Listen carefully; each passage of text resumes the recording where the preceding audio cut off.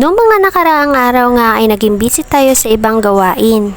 Kaya naman hindi natin natutukan si Sanji sa school. At nagsabi nga siya sa akin na kailangan daw nila ng 2x2 picture para sa SMG requirements nila. Kaya naman kinabukasan ay nagpa-picture muna kami dito sa palengke.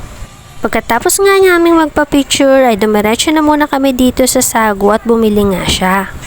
Dami na nga akong nalakaran ng mga nakarang araw at nakapunta na nga ako sa mga dapat kong puntahan.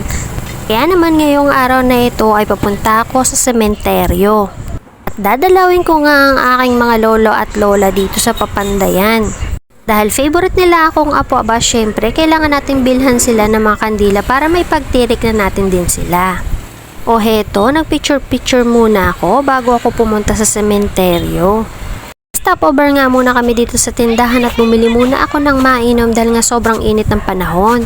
Haba-haba pa nga ang lakarin itong gagawin namin ito, kaya naman eto napasabak agad itong aking napakagandang pink shoes na ito.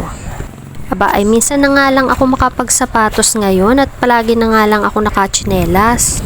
At habang binabaybay namin ang daan papunta nga dun sa sementeryong pupuntahan namin ay eto, nag-video-video muna ako habang nakasakay ako sa motor.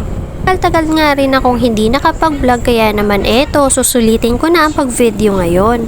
At dahil nga importante ang araw na ito, ngayon lang uli ako talaga nakadalo sa aking mga lolo at lola. At alam kong napakasaya nyo ngayong araw na ito dahil nandito na kayo ngayon sa inyong bagong bahay.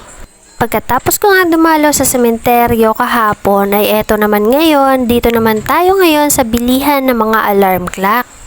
Alam nyo ba kung bakit andito tayo ngayon? At dahil nga bibili ngayon tayo ng alarm clock para sa school ni Sanji.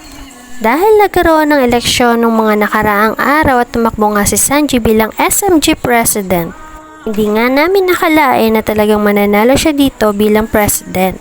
Bilang isang SMG President at isang mag-aaral sa eskwelahang ito, minabuti nga ni Sanji na mag-isip ng isang proyekto na makatutulong sa lahat. Ang unang ngang naisipan ni Sanji na proyekto ay maglagay daw ng trash can sa bawat rooms. Ngunit nagkaroon sila ng policy na basura mo, tapon mo, kaya naman kailangan ng plan B. Kaya eto, naisipan na lang niya na ito na lang wall clock ang bilhin niya. Sinamahan na rin nga pala namin ng battery para ilalagay na lang siya at isasabit na lang sa bawat room. Sa murang edad niya, hindi mo nga aakalain na makakapag-isip siya na ganitong mga bagay. Kaya naman nandito lang kami palagi sa tabi niya para suportahan siya sa mga gusto niya. Shoutout nga pala dun sa mga sales lady ng King Plaza na tumulong para iset up ang aming wall clock na ito. At heto, ihahatid na siya sa school, kaya naman maraming salamat sa inyong panonood. Paki-follow and like na lang ng page ni Sanji.